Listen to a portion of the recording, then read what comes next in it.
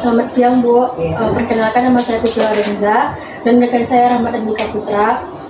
Kami di sini ingin melakukan wawancara terkait perkoperasian untuk memenuhi tugas proyek perkoperasian kami Bu. Apakah Ibu bersedia untuk dilakukan wawancaranya Bu? Bersedia. Bisa Bapak Ibu jelaskan nama resmi koperasi ini dan apa yang melatar belakangi pemilihan nama tersebut Bu?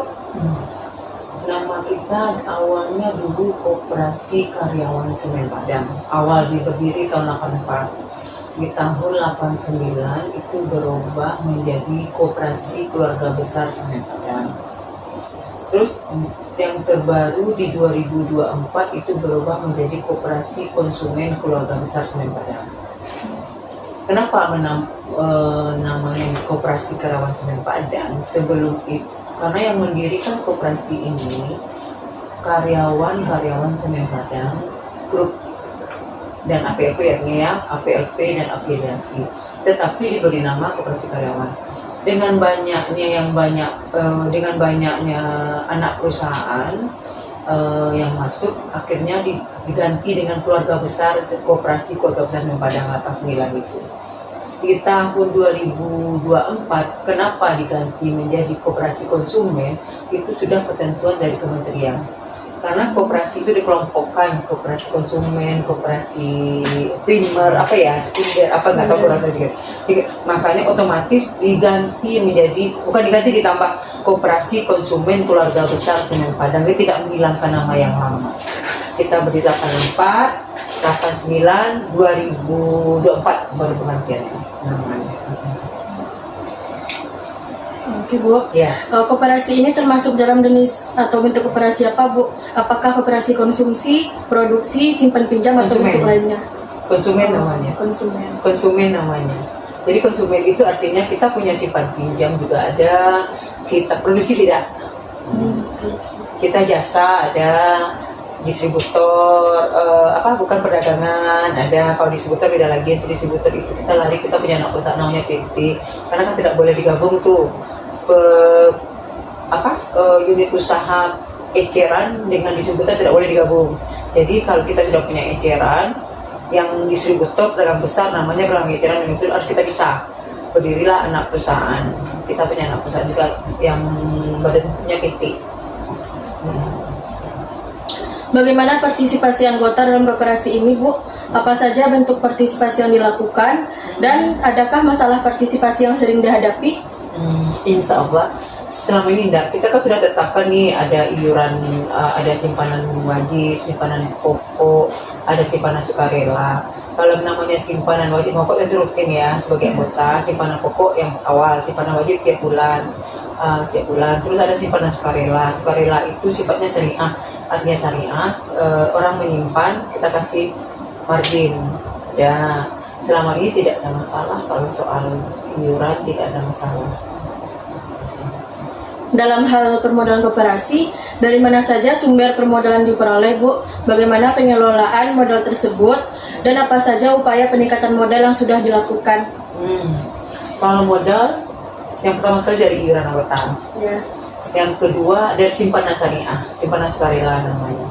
Jadi anggota itu boleh menyimpan kayak di bank pribadi, nanti ada marginnya khusus. Kita marginnya syariah ada. Terus kita juga ada pendanaannya, ada dari LPDB, dari bank ada.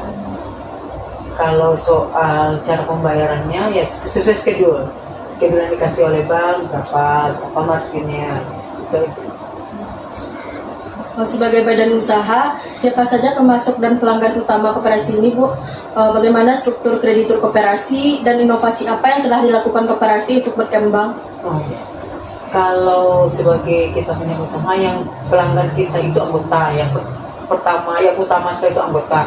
Karena koperasi itu berprinsip kesejahteraan anggota. Terus karena kita di lingkungan Semen Padang, kita juga pemasok barang untuk kebutuhan pabrik. Termasuk untuk karyawan Semen Padang sendiri, penyedia bajunya, penyedia cuci setiap kerjanya, semua kebutuhan Semen mulai dari alat tulis sampai kebutuhan pabrik, pembersihan segala macam kita.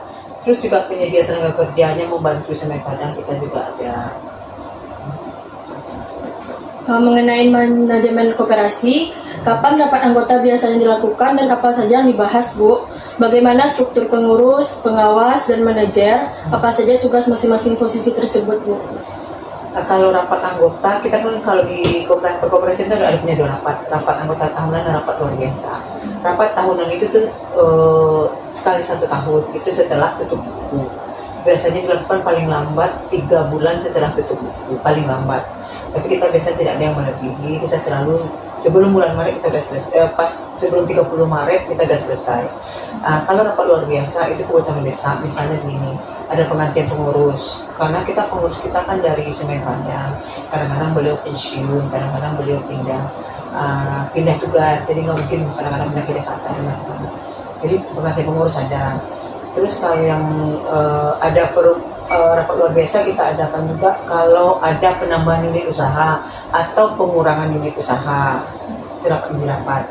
Terus apa lagi tadi? Struktur yang tertinggi itu kan pengurus, pengurus, ketua pengurus, sekretaris, bendahara. Jadi masing-masing. Kalau yang namanya ketua membawahi nih, yang kerja 2 pengurus. Pengurus kalau yang sekretaris itu lebih ke operasional. Terus kalau yang bendahara itu lebih ke keuangan, mengenai keuangan. Terus kita di sini karena koperasi kita cukup besar, kita punya usaha banyak, kita punya GM dan manajer. Untuk operasional harian itu yang membawahi dari sekretaris, tapi tetap di bawah ketua pengurus. Itu yang menunjuk, itu pun pengurus yang menunjuk GM dan manajer. Tapi kalau yang menunjuk pengurus itu anggota. Terus kalau misalnya untuk usaha, pengembangan usaha, selain dari Semen Padang, kita juga ada usaha di luar. Kita punya angkutan. Angkutan kita itu ada ke Jambi, ada ke Medan, di Sumatera Utara itu Malancar, Sipirok namanya. Terus kita juga mengangkat limbah B3. Kita punya mobil angkutan itu kayak kapsul, itu 42 unit. Yang jadi itulah yang membawa semen dari Indarum ini ke Medan. Itu semen curah. Kita juga punya distributor semen itu kita ada di Lampung, Bengkulu, dan Jambi. Kita banyak unit usaha, tidak fokus cuma terserba sama simpan pinjam. Kalau simpan pinjam itu kita usaha pengembangannya dengan menawar. Kita juga punya karyawan kalau mau beli mobil bisa lewat kita. Bunganya lebih rendah kalau dia mau beli, tidak pakai DP. Motor tidak pakai DP. Bulanannya cicilan bulanan itu lebih kecil dibandingkan leasing di luar. Karena kita untuk angkutan. Oke, Bu, sekian pertanyaan saya. Untuk pertanyaan selanjutnya akan dilanjutkan oleh rekan saya, Rahmat, Bu. Terima kasih, Bu. Ya. Baik, Bu. Pertanyaan selanjutnya itu terkait dengan pendirian koperasi itu. Pendirian. Ya. Nah, kapan koperasi itu didirikan dan apa alasan pendirian koperasi itu tersebut? Koperasi itu didirikan oleh karyawan Semen Padang awalnya. Dasar pendiriannya mungkin karena kita kan Indonesia, mungkin nasional sekarang udah koperasi internasional ada koperasi juga ya, bukan di Indonesia aja. Karena pelopor koperasi itu orang kita sendiri kan, Bapak Bung Hatta. Makanya jadi mungkin koperasi itu pertama membantu anggota, mungkin awalnya membantu karyawan Semen Padang. Kita bekerja, karyawan itu ada, kalau yang di komplek oke, dekat-dekat, tapi komplek itu untuk keluar kan ada ke pasar segala macam. Biar mereka tidak keluar komplek, didirikanlah koperasi. Pertama kali koperasi itu pakai toserba, ya kan? Orang kalau bikin koperasi itu sasarannya toserba, mau ada pinjam. Nah awalnya itu kita emang toserba dulunya. Toserba membantu anggota, memenuhi kebutuhan pokok anggota awalnya. Habis itu baru pengembangan yang lain. Berdirilah simpan pinjam. Simpan pinjam membantu keuangan anggota, misalnya anak masuk sekolah segala macam. Itu kita tidak memberikan bunga yang lebih rendah dari bank. Itu awal berdirinya ya, karena mungkin waktu berdiri koperasi ini ibu baru tamat SD. tahun 84 ya, baru tamat SD mungkin ya 84 ya. Baik Bu, pertanyaan selanjutnya itu terkait tentang SAU, sisa hasil usaha. Bagaimana pembagian SAU di koperasi ini, Bu? Pembagian SAU itu kan untuk dari SAU kita dapatkan itu kan dari anggota menyimpan, kita mengembangkan, ada nanti laba itu yang dari SAU, pembagian SAU kita nanti diputuskan di rapat anggota. Dia kan ada SAU itu untuk dana cadangan, dana pendidikan, dana untuk lingkungan segala macam. Kita sesuai dengan porsinya.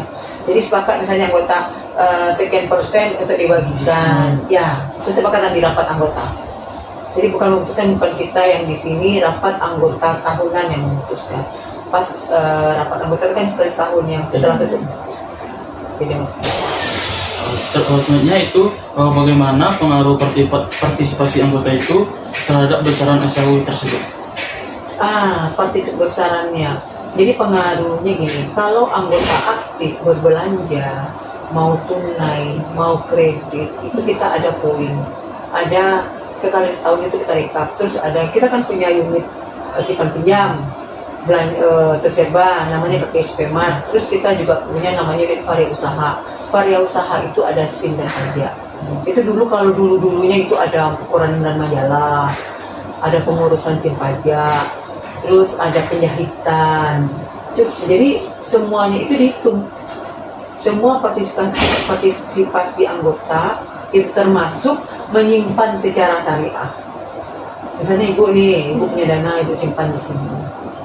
Itu adalah jadi besaran SAU tidak sama, tergantung keaktifan dia di koperasi. Semakin dia beraktif memakai dana koperasi untuk kebutuhannya, beli mobil, beli motor, belanja, dia akan mendapatkan SAU paling besar. Baik Bu, mungkin hanya itu pertanyaan dari kami.